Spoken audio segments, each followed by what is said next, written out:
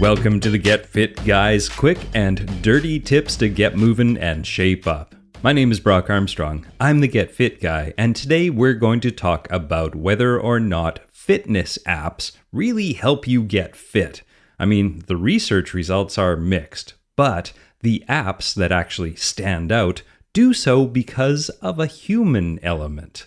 It was way back in 2009 that Apple actually trademarked the term, "there's an app for that." Back then, it was mostly just, a good marketing slogan. But fast forward 10 years, and it's pretty much gospel. Android users are currently able to choose between 2.1 million apps, while Apple's App Store has almost 1.8 million available. A recent global news report indicated that there are 320,000 apps that are dedicated to just health and fitness on the major app stores. So, with such a wide selection, it is no wonder that it is hard to find the best fitness apps. That same article from Global News also dove into what happened when researchers attempted to find evidence that any of the most popular health and fitness apps, actually worked. And sadly, they didn't find much evidence. But that wasn't necessarily because health apps don't work. According to research that was recently published in the Journal of Digital Medicine, it's simply that there haven't been many comprehensive studies that have been conducted yet. So before we get into the undercover part of this article, because you know how I love to go undercover for these episodes, let's look at some different types of fitness apps that are available and out there. And the first type of fitness app is a fitness tracker. I previously wrote about how fitness trackers don't lead to weight loss, and I referenced one study from September in 2016 that was called "The Effect of Wearable Technology Combined with a Lifestyle Intervention on Long-Term Weight Loss." Now that study, and a few others, showed that people who dared to go without a fitness tracker, they lost more weight, 8 pounds on average, than their tracker-wielding friends. But this study only focused on weight loss, not on fitness. When it comes down to it, I have to admit that I have a hard time seriously training with a particular goal in mind without a tracker of some sort or other. Whether I'm preparing for a triathlon, my upcoming European bike trip, or completing an effective muscle gain program, tracking my workouts means that I can train intelligently. So sure, the fitness tracking apps are not a magic bullet for weight loss, but they are useful. Now, the next type of fitness app is the fitness prescriber. That's what I'm going to call it anyway. So this type of fitness app is the type that simply generates workouts for you. In many ways, these types of apps only really cut down on the amount of searching the internet or flipping through workout books that you actually need to do yourself. So, if you're a person who doesn't want to have to think about what their workout is going to be for the day and also doesn't have a particular fitness goal in mind, these apps could work for you. Now, the next type of fitness app is the fitness AI apps. Now, without getting into the semantics of what artificial intelligence really is, the next step up in the fitness apps is an automated system that uses a version of machine learning, or is it artificial intelligence? I don't know, to help you build your fitness. Now, these apps will monitor things like heart rate, speed, distance, duration, and perhaps even use a fitness test to intelligently customize your workout plan over time. Now, this is a new fitness app frontier that I am keeping a close eye on, and that's especially true when this tech is getting blended with some cool gear, as it is in the stationary bike that's called Carol Fit AI, and you can put a pin in that one because I'm going to talk about that in a few weeks. And the final type of fitness app that I want to cover today is the Fitness Coach Connector. Now, this type of fitness app is my favorite. It allows you to efficiently work with a real human coach without being in the same room. This type of app actually creates a bridge between you and an expert who has your movement needs and goals in mind. Now, I recently went undercover and experimented with two types of these apps. Now, to varying degrees, I found them both to be, well, very handy and also a little clumsy. The first one that I tried out was the app developed by MetPro. Now, you may recall a recent episode of this podcast where I interviewed the founder of MetPro, and during that episode, we talked about how they use a combination of the app, some text messaging, and telephone calls to coach their users. Now, this approach worked just fine for me and seemed entirely satisfactory until I tried Trainiac. Now, Trainiac's app took it to the next level. Now, both of these apps connected me with real live human coaches, so keep in mind that I am focusing solely on the functionality of the app, not the coaches themselves. Now, my coaches on both platforms, Jeff Tripp and Megan Omley, were as excellent as they were unique, and I'm happy to say that I've kept in touch with both of them and recently featured both of them in my How to Choose a Coach or Fitness Trainer podcast episode. So let's get into the specifics of the Trainiac app.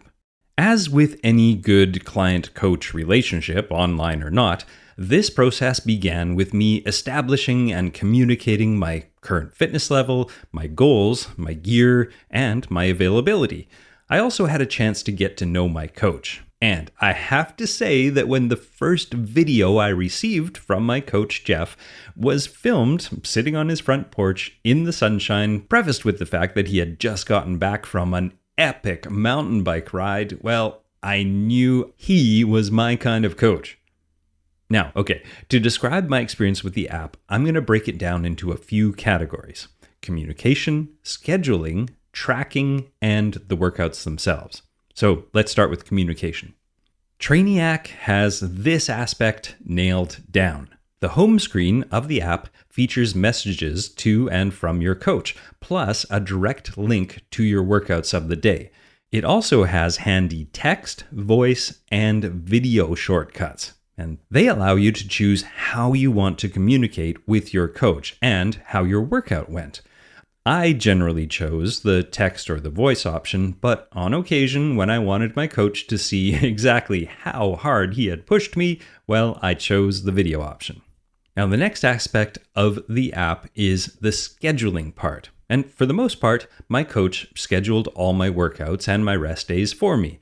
But as the end user, I also had the ability to schedule or reschedule my workouts. The interface was simple and easy to read and easy to use. When I happened to be on vacation and not able to commit to a specific workout schedule, my coach simply loaded up some appropriate workouts. They were perfect for someone who was staying at his mom's house, and I could choose and execute them whenever I wanted.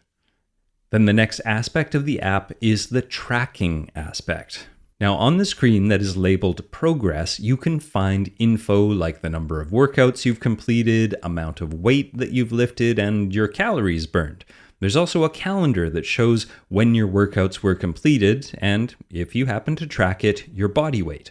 Since I was doing more of a muscle gain type program, I was interested in tracking the weights that I was using for each exercise. I mean, this is crucial for measuring strength improvements over time. And I was happy to see that within the workouts themselves, which we'll get to in a minute, there was a way to record the number of reps and the weight that I used. Perfect. Now finally, the workouts. Most of the fitness apps these days feature videos of each exercise, so you can both follow along and learn a new activity quickly and easily.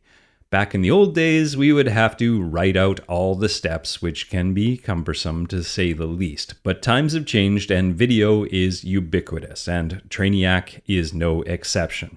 There are some buff folks, men and women, demonstrating the workouts in perfect form in this app. And there is also a voiceover that's giving you cues and words of encouragement.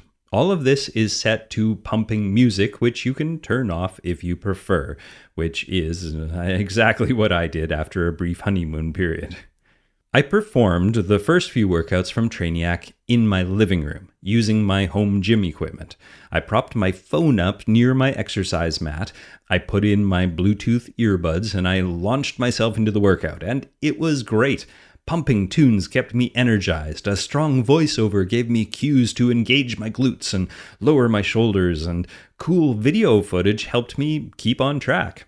Now, after each set or superset, I was able to then mark the exercises as complete, input the weight that I was lifting where applicable, and then move on to the next exercise or the next set.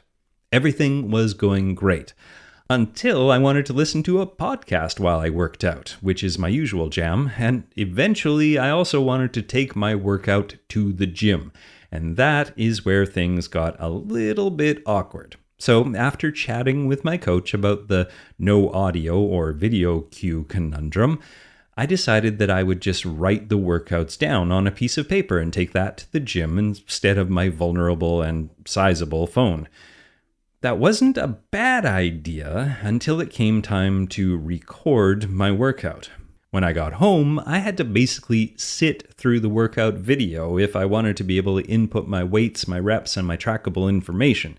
Now, I used the pause and skip button to move that along a little quicker, and that sort of helped. But needless to say, I didn't do this for very long. And showing my age, I started relying more and more on a pencil and paper. But, okay, all in all, I really did enjoy the Trainiac experience, not in small part due to having an excellent coach on the other end of the app.